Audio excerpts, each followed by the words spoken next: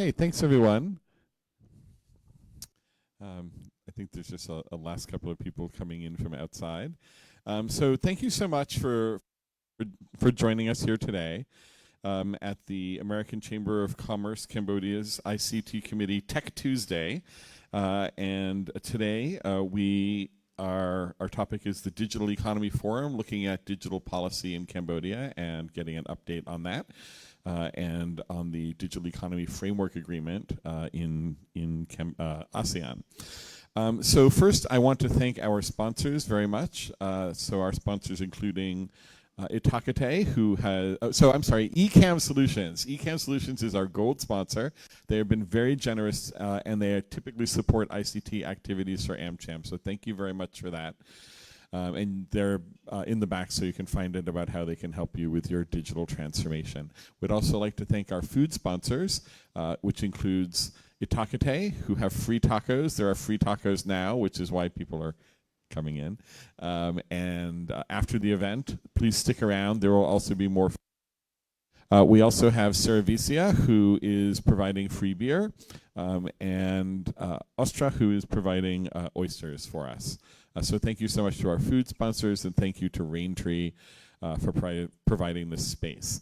And I would also like to thank our guests,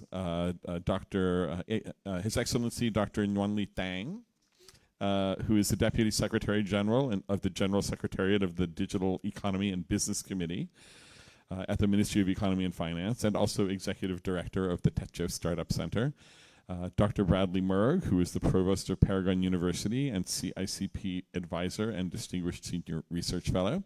And also Jay Cohen, who is a fellow board member to me at the American Chamber of Commerce, who is a partner and director at Tillerkey & Gibbons in Cambodia. And also joining us for a panel discussion is our colleague Dia Kusumaningtyas, who is actually with AmCham Indonesia and has been participating in a chamber-wide program to explore digital policy and make sure that we share experiences and have good approaches to that as a private sector organization. So just let me get started quickly and then I'll turn things over. I actually had a subtitle for this event, which is ASEAN's and Cambodia's $1 trillion opportunity. Why $1 trillion? And here's a couple of recent newspaper articles about it and about the Digital Economy Framework Agreement and how important it is. But what those articles miss is where if we can effectively unlock digital trade and e-commerce and all of the pieces that go with it, like privacy and data protection, we look at not a $1 trillion digital economy by 2030, but a $2 trillion economy. There's $1 trillion on the table. If we can effectively find a way to work together regionally, we will unlock twice as much prosperity in the digital realm. That actually is not necessarily as easy as it sounds. There are so many pieces to this: digital trade, payments, invoicing, data protection, privacy, cybersecurity, talent mobility. All of these things will contribute to our digital future, and we have to figure out a way to organize them inside Cambodia, which I think Cambodia has done an excellent job. The government and the private sector, civil society, academic and think tank institutions in bringing us to this point now. And I did want to mention one more thing. Dia, who's joining us later, and Brad, who's joining us, and some of the other folks here, like Warren, helped participate in a series of digital economy discussions over the past year, looking to have a solid foundation for our approach, having a voice from the private sector in our digital future. Okay, so that said, let me turn it over first to His Excellency Dr. Lee, the Deputy Secretary General of the Digital Economy Business Committee at the Ministry of Economy and Finance. Thank you, Dr.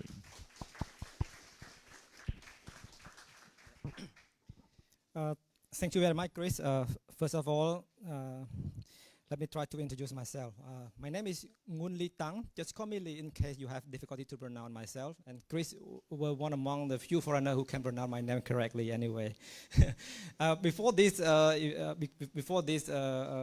commencement of this event, I talked personally with Chris and also with Travis that the keynote should be very easy informal, but I go overboard today that we wear necktie. Sorry for that, because I'm coming from the government. Perhaps this kinds of event will be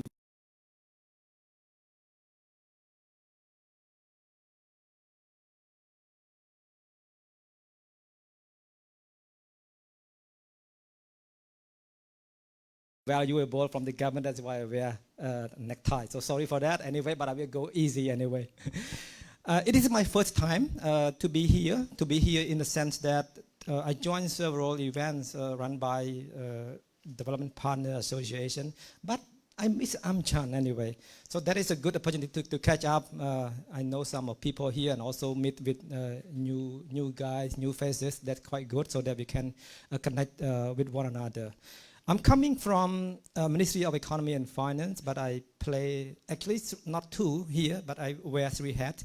But whatever it is, my work more or less related to the digital economy, to support startup, building the digital enabler, support online business registration, and also partly related to policy, implementing enterprise go digital programs. And maybe I also play a role for the negotiation with ASEAN and the other country in regard to the free trade agreement, but specifically on the digital economy part. So in this talk, I mean, based on the themes of this, you would like to know about the digital economy, about the digital policy update in Cambodia, as well as what would be the DEFA status among the ASEAN and also within the Cambodia as well. I think digital economy in Cambodia just maybe have been spoken or being a buzzword for the last 5 years, because during the last government mandate, there is only one keyword in the rectangular strategy phase 4. If I remember correctly, on the side 2, they say that Cambodia all embrace digital economy and moving toward the industry 4.0. So that is the first term that has been coined in the government official about the digital economy. And in the very late of the last mandate, there's a lot of things happening within the government. The policy framework on digital economy and society has been enacted in 2021. And a few months later, the digital government policy 2022. And recently, maybe last week on 4th of October, we just launched another fintech development policy, financial technology policy. These are also related to policy. And the line ministry also tried to create its own strategy related to the digital as well. For example, like Ministry of Health, they have their own health or digital health strategy. Ministry of Social Affairs, they also try to create their own strategy in regarding to their sectors by utilizing the digital technology. So it's right now digital things, digitalizations, digital economy, digital transformation. It's just popping up around, but not at the level of the policymaker, the politician anymore, but now students, business community, association, they are talking about this digital economy and how to reap the benefit from the digital economy, right? At the moment, we do not have a sizable, or maybe we cannot measure the size of the digital economy that contribute to the GDP. And I would like to share that in Singapore, maybe last week, I saw the report that their digital economy contribute around 7.3, if I remember correctly, % of their GDP. It's quite huge, right? But so how to measure this for Cambodia? Well, then first of all, you need to know the structures of the digital economy. There are 5 supporting pillars to support the digital economy. The first one is about the financial technology, fintechs, that you talk about the payments, banking, non-banking, insurance, insurtech, so forth and so on. This is the first one. The second one is about the e-commerce and cross-border trade, which also one among the topic of the discussion today as well. The third one is about the logistics, about food delivery, packet delivery, that based on the technology like you can see Grab, Food Panda, Nyang24, so forth and so on. The fourth one is about the online booking like Agoda, Book Me Bus, Cambo Ticket, Ancentra. That is all the Wonder Pass, for example. These are the local startup companies that are working in this direction. And the last one is about gaming and online digital content. So these are the 5 pillars to support the digital economy. So if we can measure these 5 pillars, then we can technically measure the digital economy. But unfortunately, Cambodia, we cannot measure it yet. We are in discussion with development partners in order to support us to calculate the contribution of digital economy to the GDP. But I can say that for example, like e-commerce, according to the report released by Ministry of Commerce, the value is over $1 billion already, right? And fintechs on the bank side, I don't know how can I say, it's not linear, but a very exponential growth. The adoptions of Bakong, KAQR, now a user from one bank can pay to the other, on the other bank because of that Bakong system. So it one among the major leapfrog within the region that only Thailand can do that, not even in Singapore, you know. In Singapore, it's still closed loop that you need to pay one by one. It's not really open like what we have done in Cambodia. So that is why, according to a report from National Bank of Cambodia, for the first semester, there are more than 75 million transactions that has been made across Bakong system, whose value is about 67% of our GDP. But it's not the revenue, but it's just about the volume of the transaction passing through Bakong, coming from the day-to-day transaction. So it's so quite huge, right? For the insurance company, right now, they already penetrate 1.17% of GDP already. So if you consider e-commerce, insurance, fintech on the bank side, I think it's still number already, right? We cannot say for sure 5%, 10%, but at least you can feel it. It is nearly sizable, and perhaps in the next coming years, we can measure the contribution of the digital economy to our GDP. And it is very promising, you know, according to the brief presentation from Chris, that you can see that by 2030, 1 trillion or maybe 2 trillion digital economy among the Asian countries. So as Cambodia, we also need to take part and to reap the benefit from this as well. So I will stop here. The policies are here. And what about the DEFA, Digital Economy Framework Agreement? I think this is a quite new term. Normally, if we are talking about the Digital Economy Agreement, it embedded in the Free Trade Agreement. You know OSEP, right? You know UNCTAD, right? OSEP is about the agreement as well, and there is a small portion that also saying about the digital economy, for example, like e-commerce, cross-border trade, digital identity, sharing data, how to prevent unsolicited message, so forth and so on. So this has been put it there in the OSEP. And the same article is reappear once again in UNCTAD. UNCTAD is a free trade agreement among ASEAN plus New Zealand and Australia. And they also have some chapters on the digital economy part as well. And recently, ASEAN tried to upgrade the free trade agreement with China. So we call it AC, stand for ASEAN and China free trade agreement. And they have portions of the digital economy. And what are they there inside the portions of the discussion among ASEAN and China? It is about, well, this very similar to what Chris just presented, like digital identity, sharing data, cross-border, paperless trading, supporting the enterprise by using the digitalization. Things like this appear the same thing in the free trade agreement among ASEAN and China. So now it becomes obvious and quite more obvious, right?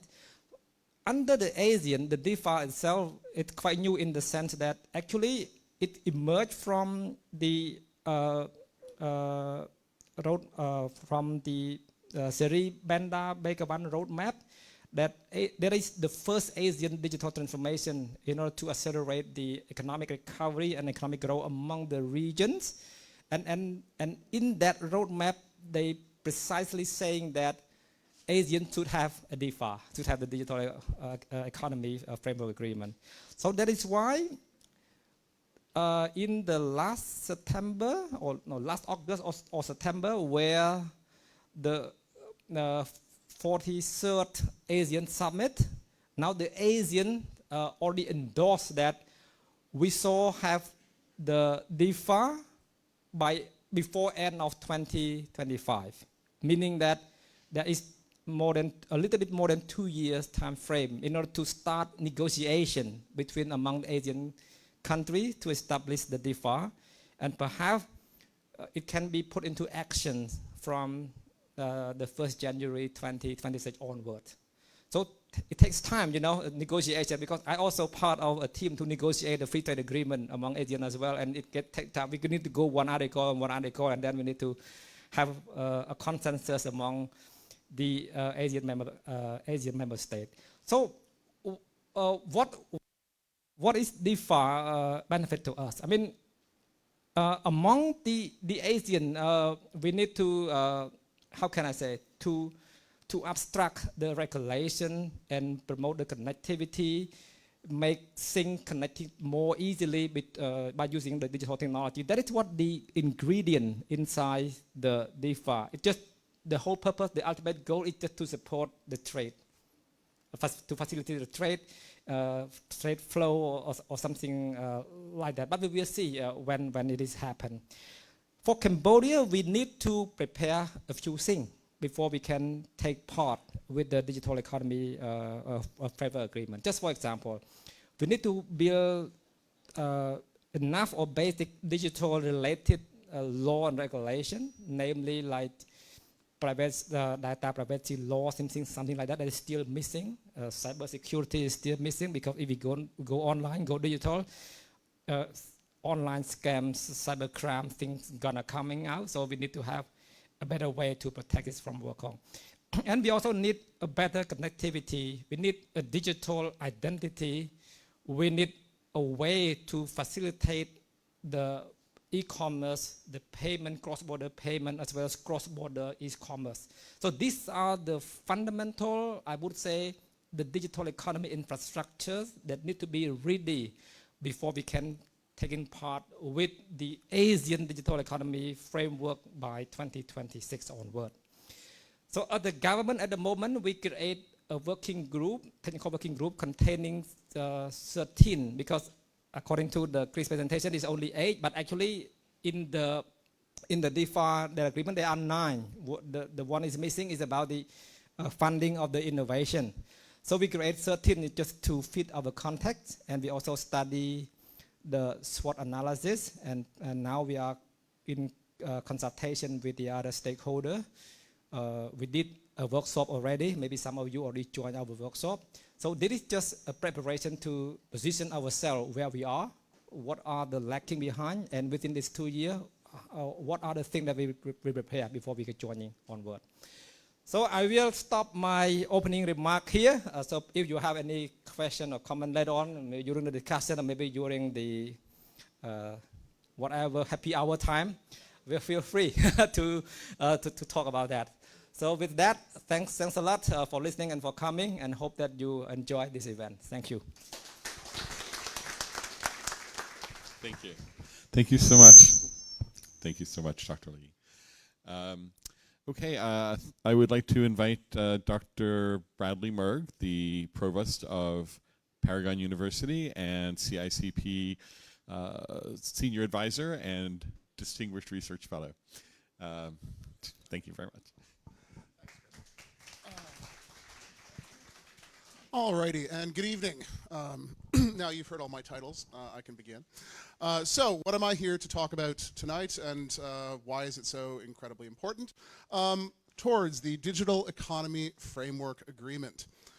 which really until last year, or earlier this year rather, most people were not massively familiar with. In fact, a large number of people in this room probably are not massively familiar with it, and that's why you're here this evening, because you are curious and you want to know what this is and where it's going to go, and or perhaps why it's so incredibly vital.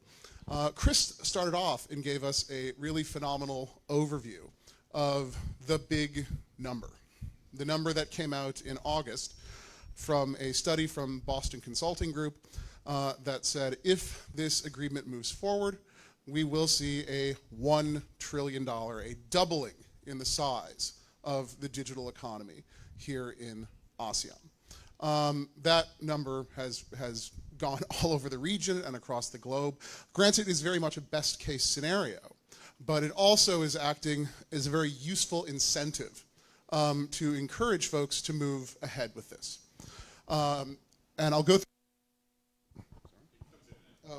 I'll go through a little bit of the history, how we got here, and some of the challenges that we're likely to see over the next few years, over the next couple of years, in my presentation. So, how did we get here, and why are we talking about this? Why has this become such a huge topic? Let's see. So, the basics. Thank you. The basic summary of why we're here. Pretty straightforward overall. What we saw was COVID. COVID happened. COVID was a critical juncture that ultimately pushed forward digitalization at a speed that no one could have expected, for the very simple reason that it became absolutely necessary. And this has resulted in a massive increase in the number of folks in the region who are now part of digital life, part of the digital economy, and this has increasingly incentivized moving towards a more harmonized framework for cross-national digital engagement. At the same time, one thing, and a theme that we're going to start to see throughout our discussion, is we have a very, very different rate of digital penetration, very different access overall. This is the first slide looking at, we're talking about a digital economic trade, essentially a free trade agreement, but we're also dealing with a region that is incredibly diverse. That ASEAN, as we all know, has a great deal of diversity, its economy, its levels of development. And here we're seeing that as well. And this is going to be a challenge moving forward. And it's important to recognize that challenge as this process begins. E-commerce, no surprises here. Indonesia, absolutely massive, dominating them, already at about 50% of the whole, followed by Vietnam, Thailand, Malaysia, and Singapore. And we see that divide. So, challenges, etc. We have, in a great measure, if you're trying to keep track of is the ASEAN Digital Integration Index, which looks across all of these figures, and really has been utilized by folks looking at DEFA, et cetera, as sort of a baseline of where we go, of what are the distinct capacities from differing countries. Because at the same time, when we're talking about if, and we have to say if, unfortunately, if DEFA does go through, we're going to need significant capacity building in some states. This has begun to be discussed, that yes, if this is implemented, how it will be phased in. The capacity building needs to start almost immediately, assuming it will go through, because there are very, very wide gaps in the various members. ASEAN digital integration scores, overall, surprisingly, it's actually pretty good in certain areas. You see institutional infrastructure readiness actually rates above Australia, which is quite surprising. But generally, we're in the middle. We don't have but there are certain challenges that are involved. So when we start talking about ASEAN, increasingly we look at those metrics that come out of ASEAN's own statistics. We really see a three-tier ASEAN stage, with Singapore and Malaysia at the top, followed by Brunei, Indonesia, Philippines, Thailand, and Vietnam, and then Cambodia, Laos, and Myanmar. And I would caveat Cambodia there a little bit, in the sense that Laos and Myanmar are significantly beneath Cambodia's level of development in these areas. But we can't pretend that these divisions don't exist. We can't pretend that there aren't gaps that have to be filled, because if we ignore them, we're going to have serious problems later on. All right.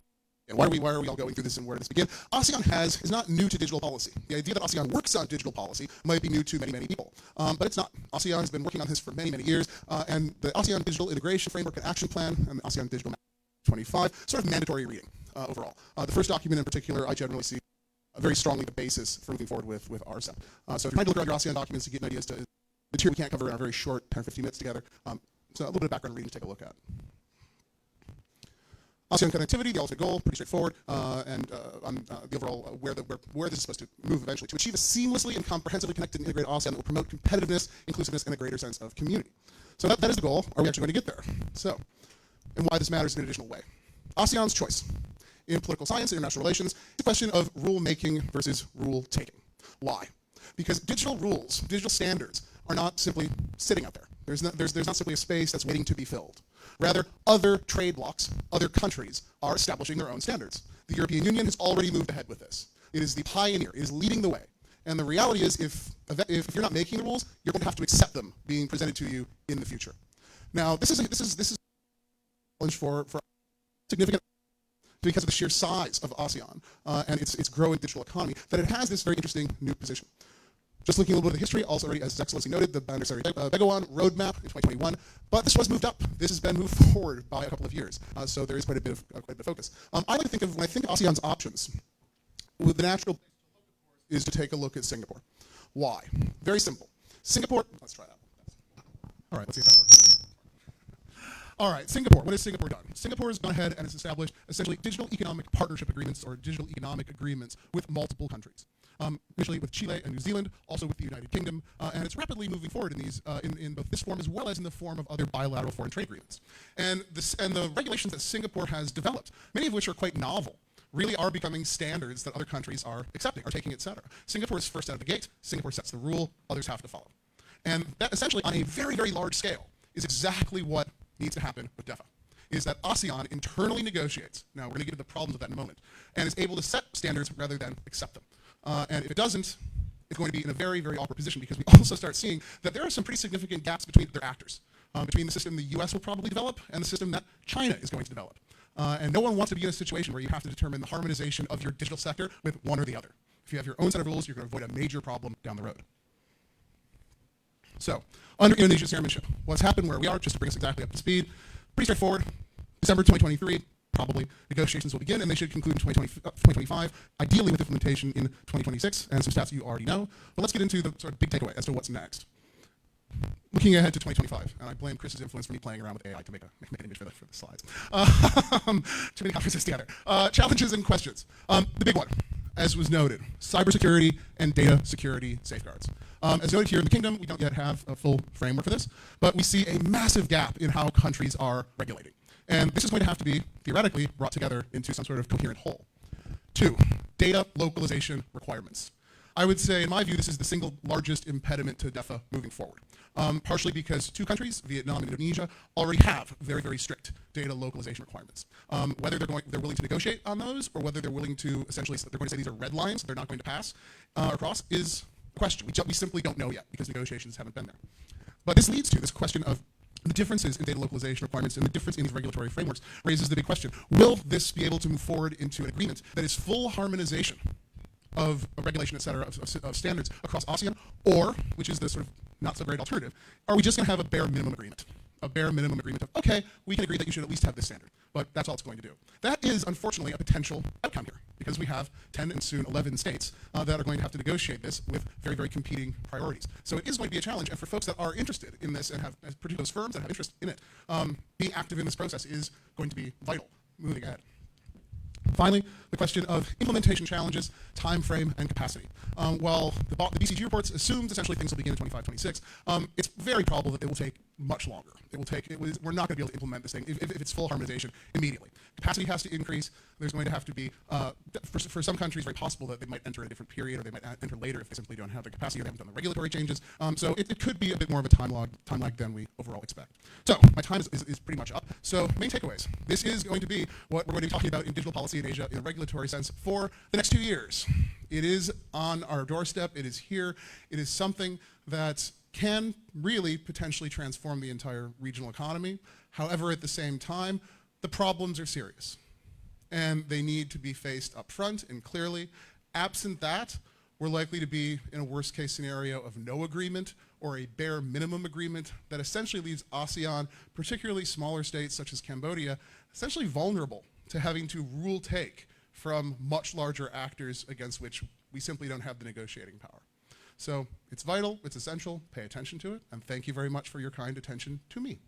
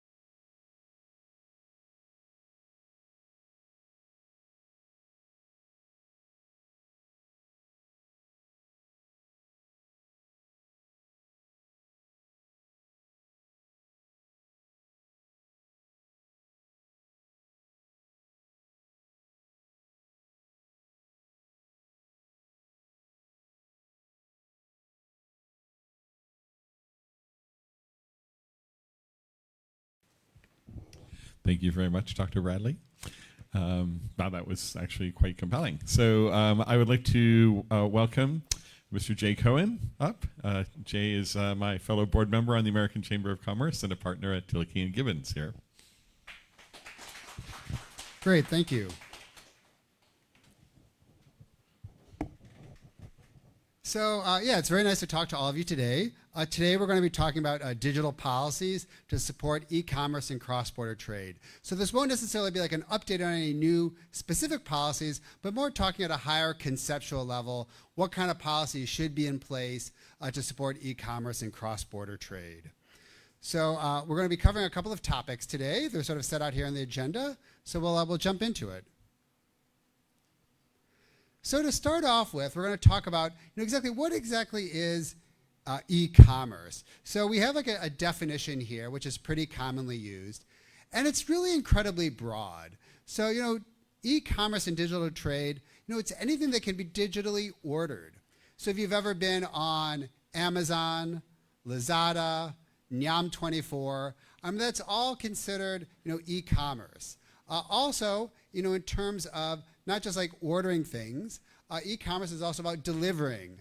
So you can deliver certainly services digitally, and also potentially some goods. There could be certain digital tokens, things like that, like a digital good. So e-commerce is really an incredibly broad, wide range of businesses. So that's something important to keep in mind.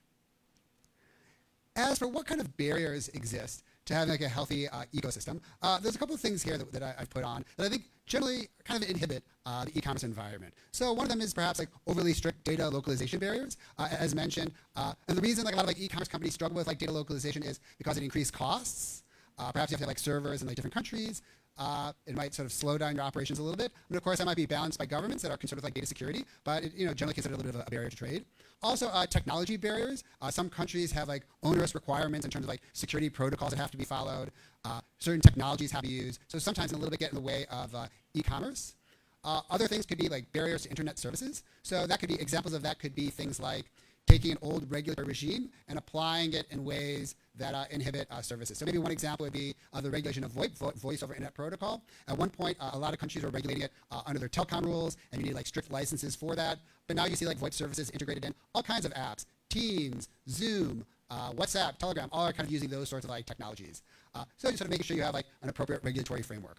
And then I'll say, for trade, other kinds of digital barriers. And these kinds of barriers, it could really be a lot of different kinds of things. It could be, lack of regulations for like digital signatures, those sorts of things. Things that kind of like prohibit trade from developing. So signatures tends to be like the very big one, but there's some others as well.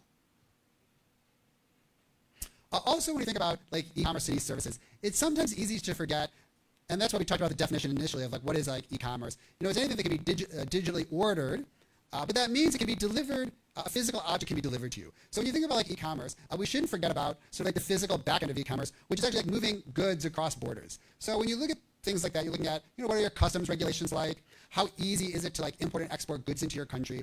Especially for consumers, you're looking at de minimis thresholds. So that basically means de minimis thresholds. When you like have something delivered to you, you have to pay customs duties. Typically, if it's under maybe $100, $200, you don't have to pay customs duties. But if it's more than that, you do. So the higher the customs duties, the more it inhibits like cross-border e-commerce trade.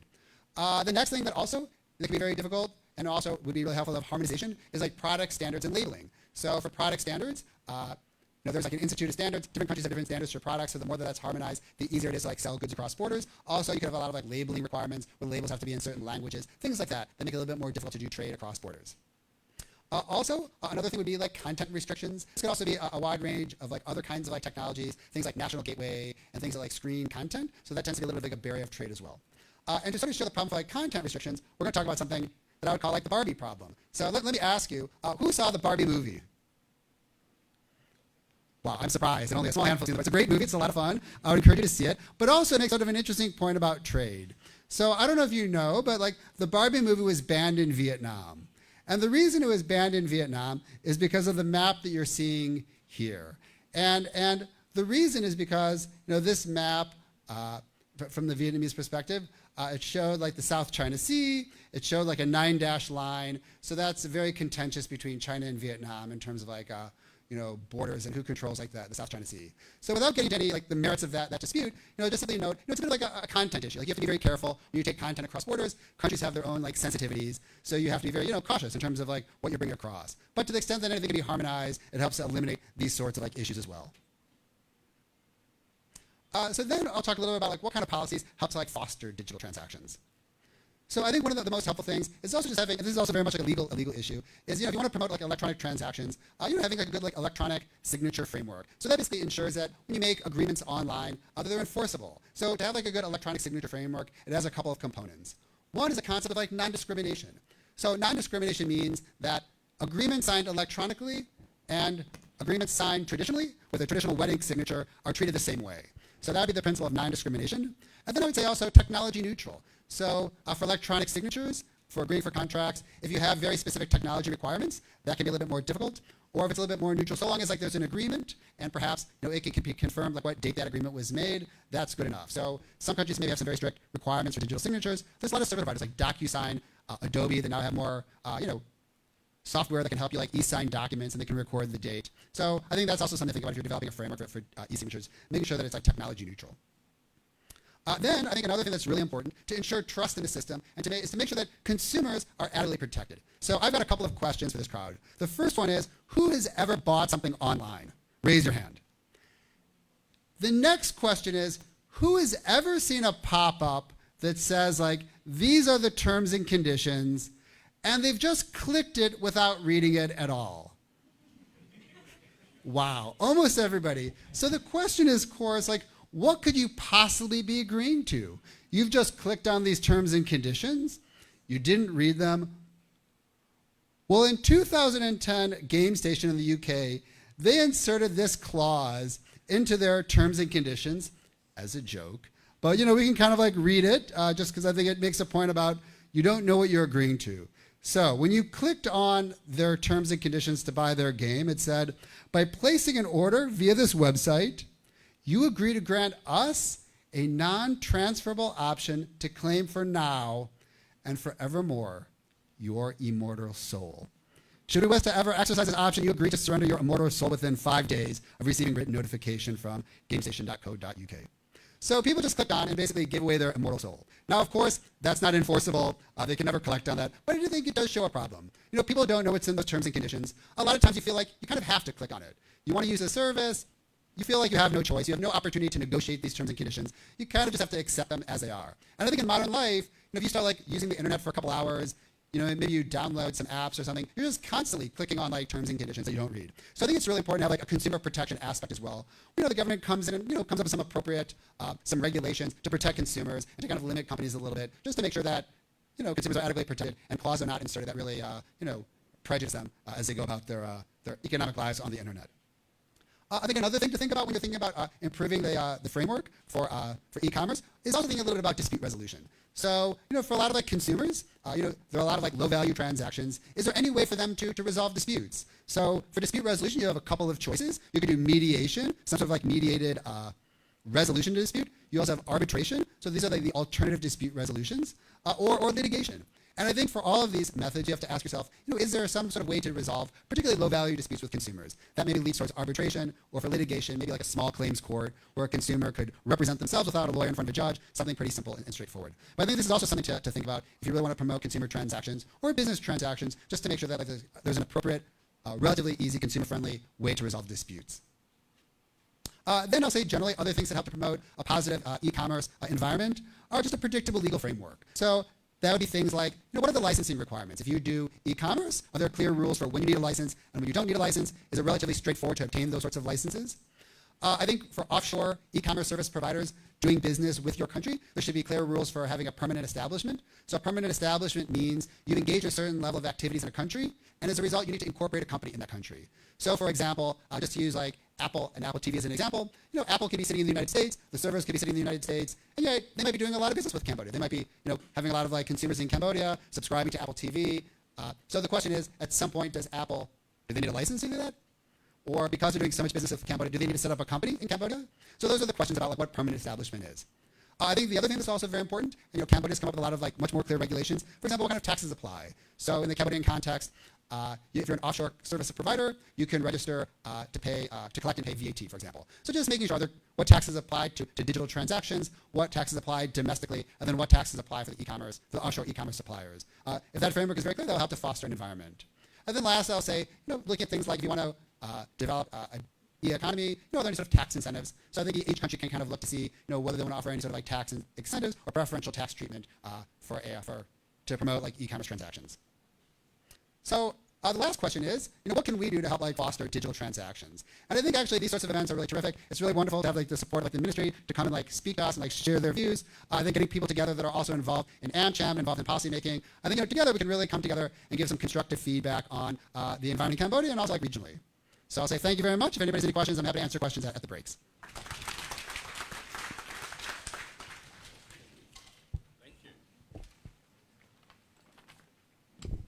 Thank you, Jay. And now I'd like to ask our panelists to come up, which is Jay and Dr. Bradley. We will be joined by Ms. Dia from AmCham Indonesia. And did you want to put? All right, great. Oh, fantastic. Hi, Dia. Hi, Chris. It's great to see you. Yes, we can, and we can see you as well. Good to see everyone. Thank you so much for joining us.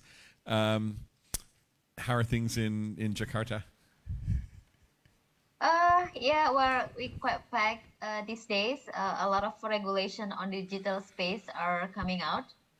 So yeah, still working on many things here, but it's very exciting. That keeps all of us busy. Yeah, So I'll going to start out with a couple of questions to begin with, and then we can take questions from the audience. But actually, maybe I'll start out with something, Dia, you and I were talking about the other day, which is that very recently, I think this week or last week, Indonesia finalized a rule. I'm not sure if it's a law or a regulation. That prohibits the import of e-commerce items from overseas that are under $100. And that is very specifically widely understood to be targeted against a Chinese, especially TikTok, which announced that it was really going to focus on Indonesia, and it was Indonesia's effort to sort of protect its early e-commerce industry. And just to add one more data point to that, related, here in Cambodia, when we, for quite a while, we didn't have a digital signature law. And when we spoke to Lazada and Amazon, they said they would not come into Cambodia until that was in place. And that didn't happen until very recently. But a lot of analysts think that that's what allowed Cambodia to develop its own nascent e-commerce industry with Nguonly and Khmer 24. And some of the other services here that if Amazon had been here 10 years ago, they wouldn't be there. So I guess my question for the panelists to start out with is how can ASEAN meet its obligations to have cross-border trade, but still find a way to protect its nascent industries? Anybody who wants to, maybe Dia, you had some thoughts on that. Yeah, thank you, Chris. Hi, good morning, everyone. I'm Dia Kusumanintas, representing AmCham Indonesia. Really great to be part of the discussions. Good evening, His Excellency Dr. Taing. Yeah, probably to just to give you an overview about the Indonesian digital economy, as I think as mentioned by the previous speakers, how big the potential of digital economy in Indonesia. We've seen very big potential. It has very growth very rapidly for the last 10 years. I guess one of the study done by area, it reveals that our digital economy grew by fourfold from 2017 to 2021, and then it's projected to grow by around 60% since 2021 to 2025. So on that trajectory, of course, to maintain this, we also need to have some of the conducive regulatory framework. That's mean it's cover a lot of area, including the e-commerce, cross-border data. I guess the previous speakers also talk about what are the opportunity and challenges in navigating this development. Of course, we also sense that I think similar to not only Indonesia but also in other regions, the challenges remains on how far the regulation can keeping up with the rapid changes in terms of the technology development. So again, to answer your questions, yes, you mentioned about the Indonesian government are currently trying to understand about the potential in the e-commerce sectors. We kind of like the home for many startup, and I just read one of the on the article that only two a big e-commerce platform in Indonesia has accounted for, I think, the total transaction more than almost I think almost 30 millions in terms of sales. That's only for two major e-commerce platform, but actually we have a couple then, so it shows bigger than that. In our discussions with the government, yes, they understand that there is a big potential, there is a need to and see how the important roles of this e-commerce platform and any digital policy, especially for the SME, because we've seen that digitalization has actually support significantly Indonesian SME who now are able to reach out much broader base of customer that would have been possible if in the brick and mortar environment. Cross-border transactions via e-commerce also help SME activities to expand their businesses overseas.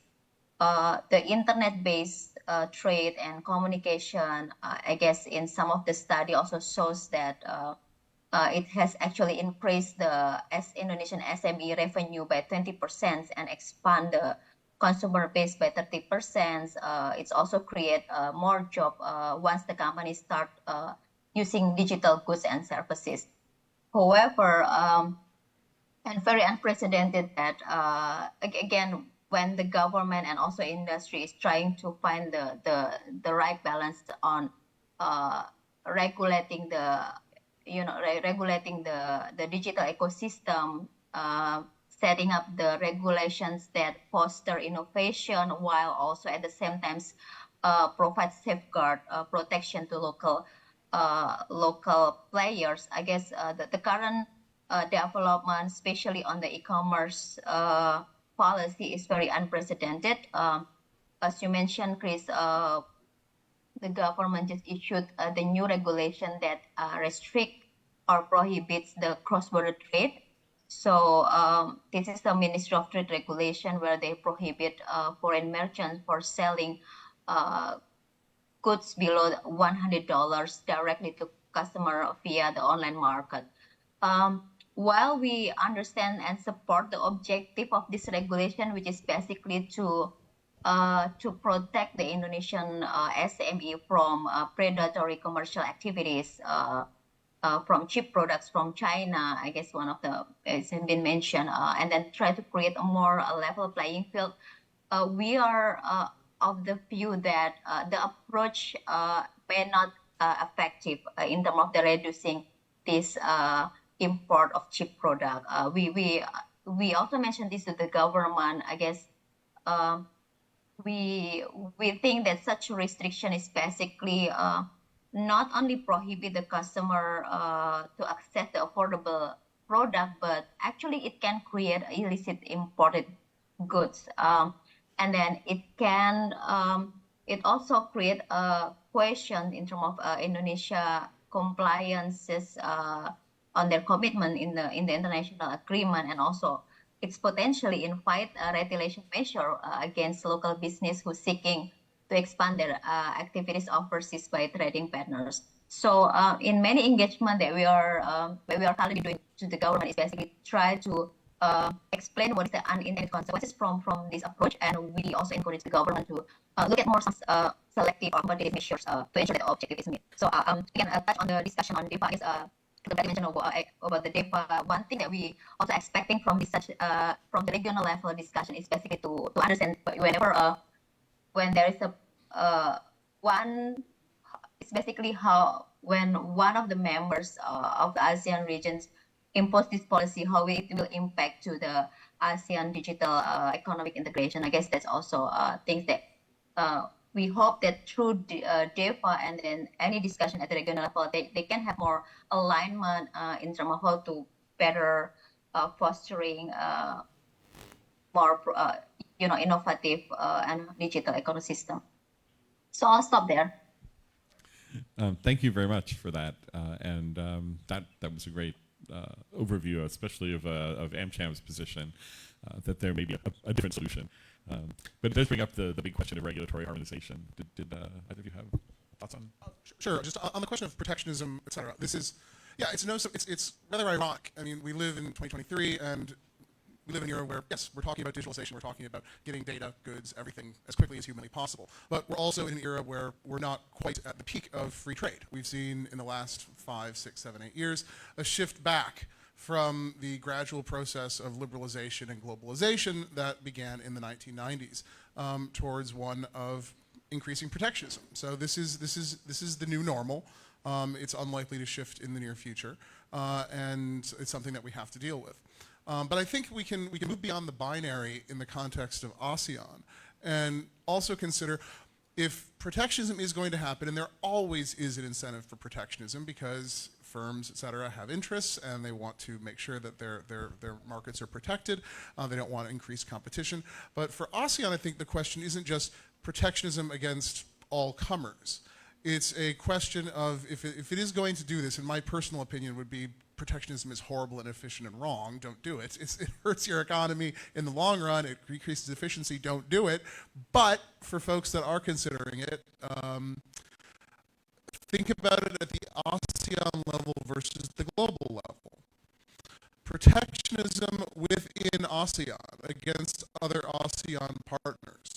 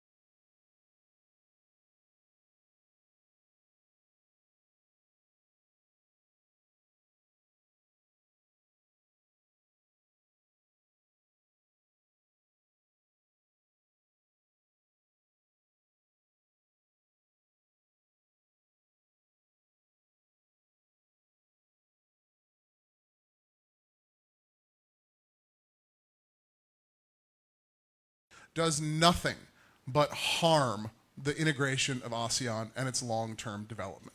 ASEAN needs to be a successful integrated bloc. If countries start going in and saying, I want to protect this sector, no, we can't do this, then it's not going to work. ASEAN will not become the economic powerhouse that we all hope, pray, and expect. Is, creating like a level playing field. And by that I mean, like in the tax space, if you're a domestic like e-commerce company and you register with the GDT, and you're obliged to pay, or to collect 10% VAT, that's actually a cost borne by your customers. But if you're an offshore service provider and you don't have to pay VAT, then presumably you can provide that good or service a little bit more cheaply because you don't have to pay that tax like domestic players have to do. So in some sense I could see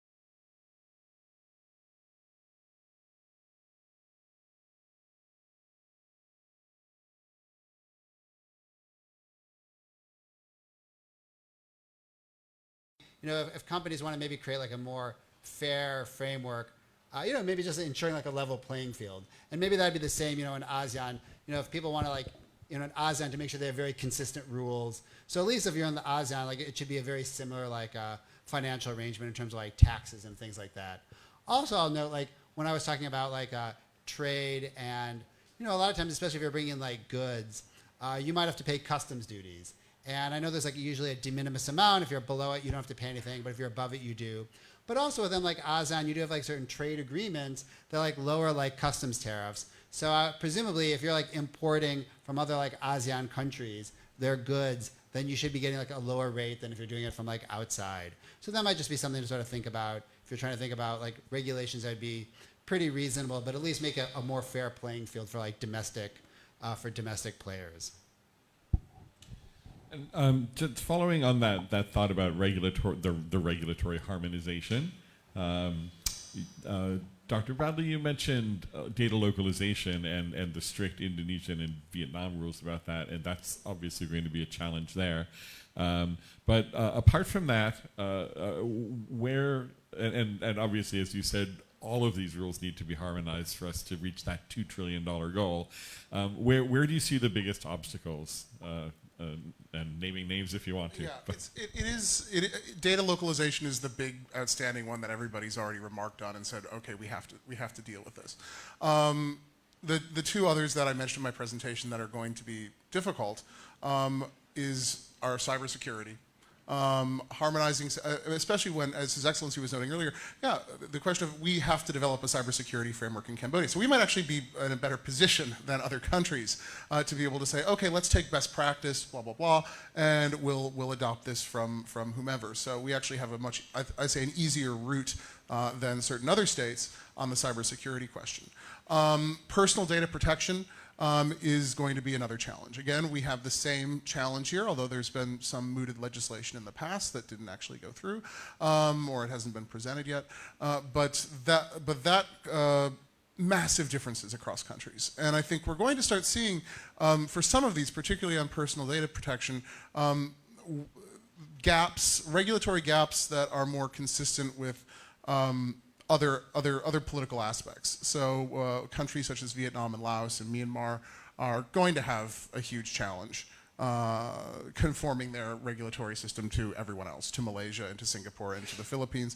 We'll see where we go here in the kingdom. I think we have, again, an easier path than others, but we also have a lot of legislation to get through in the next couple of years.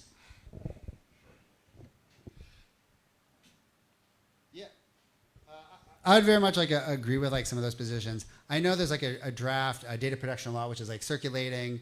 From looking at an early draft, I mean, it seemed to be, have many of the same principles in GDPR. So that I think was very encouraging. But yeah, I can imagine Certainly, if you want to have like a lot of like data flows across countries, it can be a little bit challenging if everybody has like a different regulatory environment in terms of like understanding what kind of consents do you need, what kind of information do you have to store.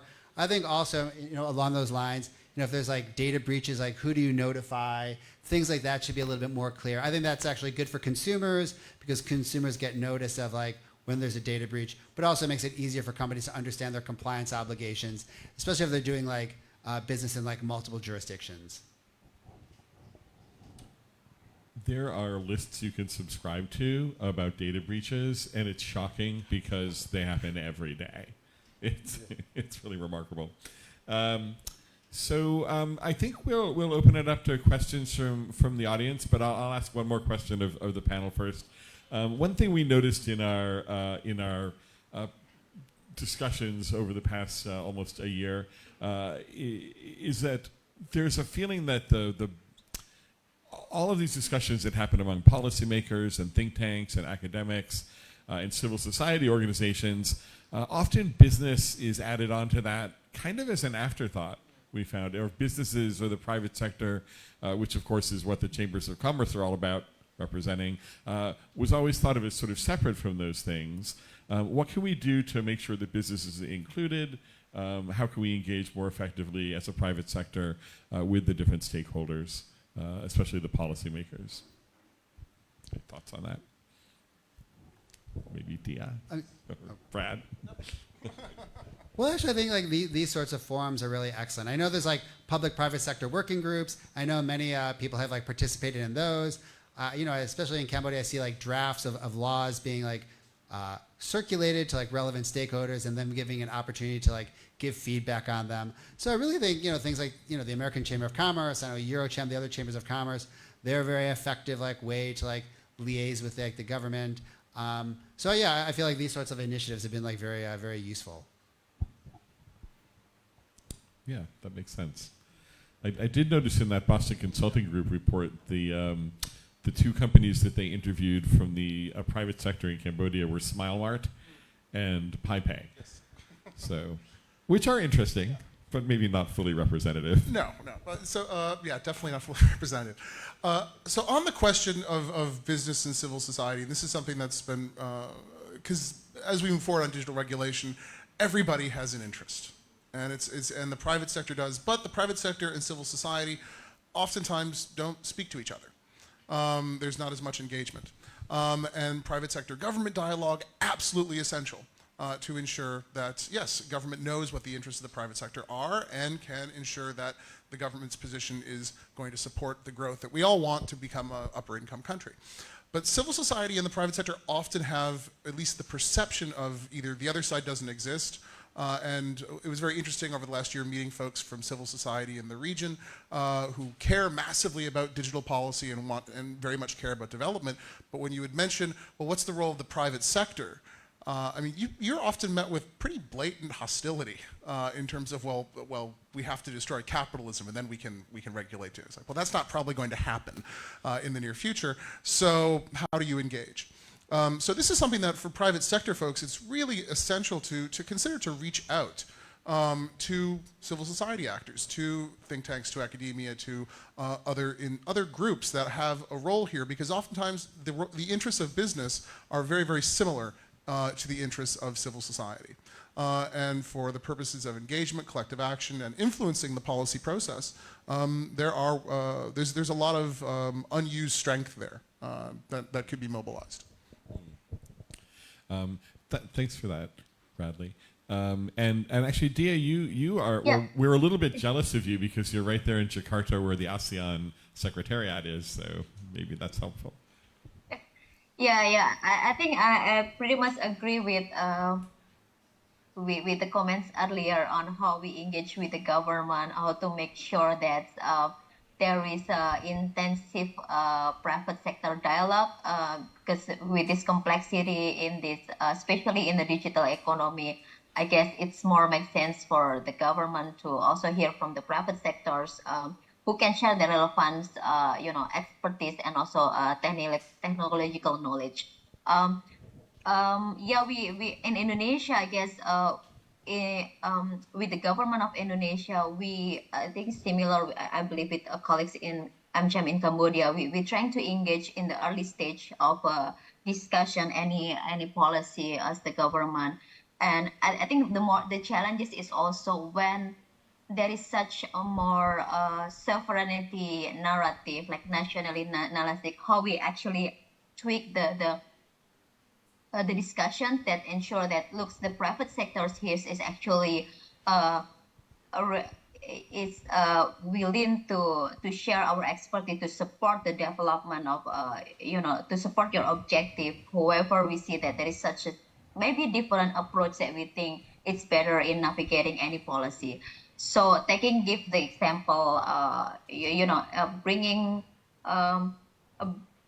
a global companies who can share their experience in other market, how they regulate such regulation, let's say in the e-commerce, or we talk about the cyber security or data protections law. So that thing, we help to connect the government with some of the experts on this. The other thing I want to mention is also good to connect with, to bring to the government when we have a discussions with them is some of the, more academic research. So having some like evidence-based policy research.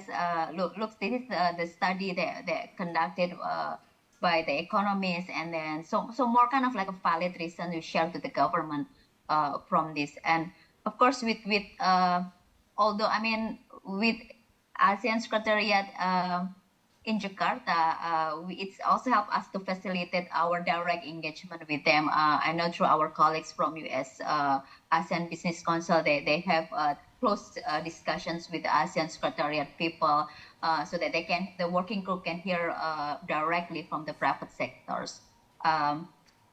We also, I think I can give you some of the a positive results on engagement with the government, especially on the cross-border data. I guess it has been a year's discussion when the government really wants to impose the data localization, because they thought when they're storing data in Indonesia, it's mean that they can easily access to the data when they're needed, or it's more secure when it's come to very strategic data.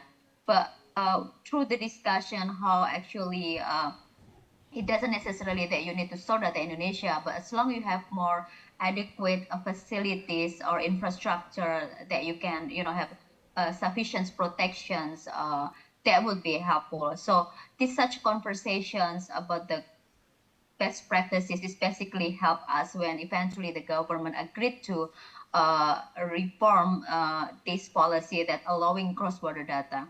Although in terms of the implementation, again, the devil is in the implementation and also interpretations among the technical ministry. Sometimes they understand this approach, but also we come to some inconsistency. Let's say one of the ministry also trying to issue the regulation, and then such in that regulation also impose some of provision that create kind of like quote unquote data localization. So until now, I guess that there is a progress in our discussion when we bring the example. But then also it's kind of like a continued engagement with the government. Oh, thank you for that update. And actually, it's very interesting and hopeful to know that those conversations continue to evolve. Since quite positive. Yes, that is quite positive. So I think we have time for one or two questions from the audience, and then we don't want to stand between you and free beer and tacos. So there we go. Hello. It was a very enlightening discussion, and the point on regulatory harmonization was raised. And this is especially important when we see the triumvirate of data protection, competition, and cybersecurity. So do we also see a problem of inter-region regulatory capture? That is something which is my concern, and even regulatory capture within the state. And if we see so, do we have certain tools? So Dr. Bradley mentioned about that we have to be rule givers and not rule takers. But if we were to take some of the rules for achieving such a harmonization, such as block exemption regulations or specialized R&D agreements, if they could be provided some sort of a leeway to operate in the country, just to make sure that it's immune from regulatory scrutiny in the region. So can we work towards a mechanism like that to address the problem of regulatory capture?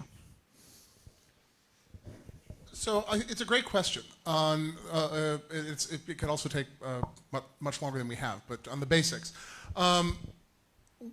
Regulatory capture, when which essentially is when just for folks who don't know, when the institution that is supposed to be doing the regulation is taken over by the folks that benefit from or are harmed by regulation.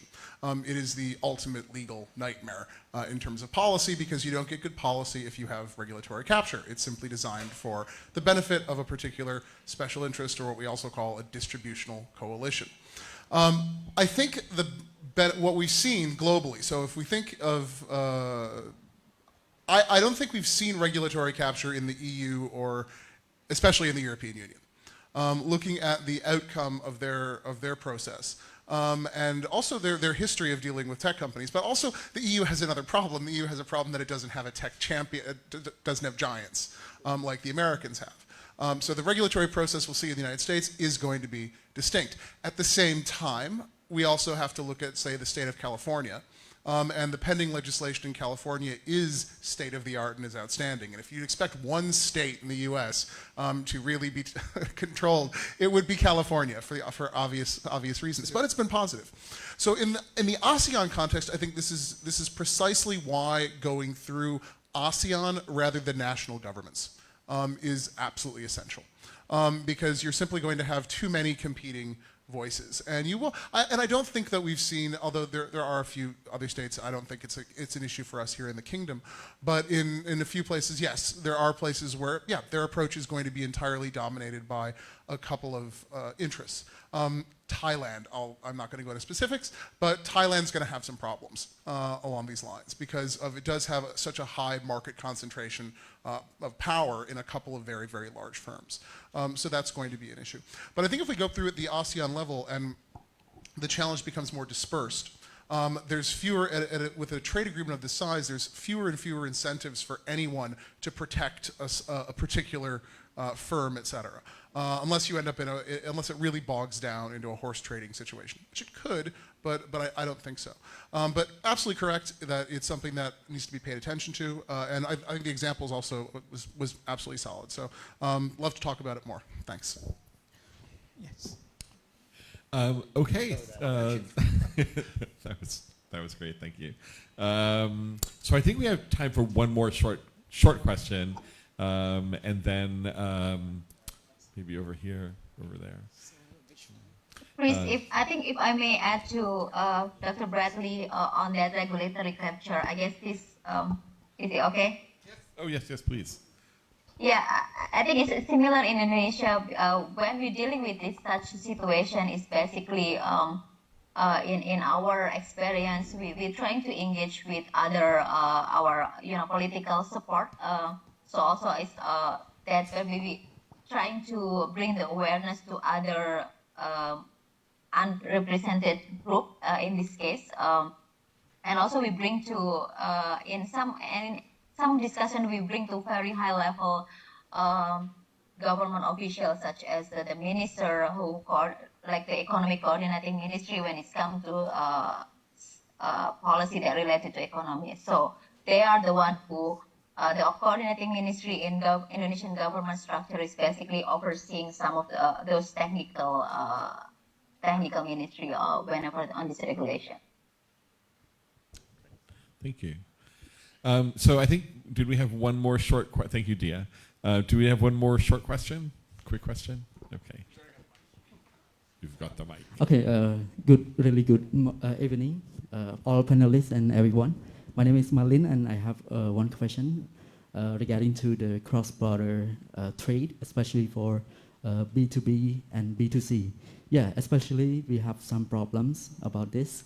So when the customer or the business have some problem with the meaning that when the client paid for the product and services, but they didn't receive all the product and services, and where as a people, as a client to meaning to complain, and also I think that the embassy or the government body like executive body, but I want to know about, exactly about the standard of cost. Is there any consensus of each ASEAN member state or other country, like stated clearly about the standard? Yeah, and also is there any consensus about the regulation to fine the company who against or violate the customer trust, like for the compensation, the standard compensation of the product or services loss, meaning that compensate for the loss of the parties, each party. Thank you so much. Yeah, I think that's a really interesting question. And I think that really goes towards, trust in the system. And, you raised the point about, you're buying a good or a service in another country, you order it, you don't necessarily get it. So I think that really actually gets back to also basic contracts and basic dispute resolution. So presumably if you're buying a good or a service like outside of Cambodia, you're forming a contract with the seller. And if they don't perform, you should have certain remedies under that contract or under local law. So to me, I think that really goes towards are you signing an agreement? Is that agreement enforceable? Does that agreement have any form of dispute resolution? And then I think, especially in consumer transactions, is there any sort of viable way to resolve these disputes? If it's just going to court and there's no small claims court, maybe it's just, it's simply not practical to go to court over a $50, $100 dispute when you've gotten ripped off in a foreign country. So then I guess the question is, are there any sort of, maybe there's some sort of arbitration, mediation, or, is any sort of industry-wide regulation to help protect consumers? Or does the government have any sort of consumer regulations, some consumer organization where, individuals could go to them, raise complaints, and then that organization would take actions against companies. So I'm not necessarily aware of any sort of ASEAN regional efforts. Are you on those? Not on, I don't know on those two specific ones, no. But I think that really goes towards, again, creating a legal framework that creates a healthy e-commerce environment. And then I think it really goes towards the role of the government to protect consumers and to make sure there's some sort of champion for consumers. So if they're getting ripped off or they're having problems with companies, they have someone that they can actually go to. And especially for these small scale consumer disputes, which are harder for an individual to resolve. As if it's a big company, it's a big order, you can go hire a law firm, but it's going to be very hard to do that for consumers. It's not really practical. I see a private sector solution brewing, perhaps in the insurance industry. But no, those are definitely issues, and I don't know. I've lost $50 packages that I ordered, and it's almost not worth it to go after it. I think if I may share on that, is in Indonesia, the new regulation that issued by the ministry is actually also have a positive side while we're complaining about the restrictions. The e-commerce merchant or platform is right now is required to ensure that the goods sold in their platform adhere to the Indonesian national standard, certification, food labeling, so other regulation that is also imposed to the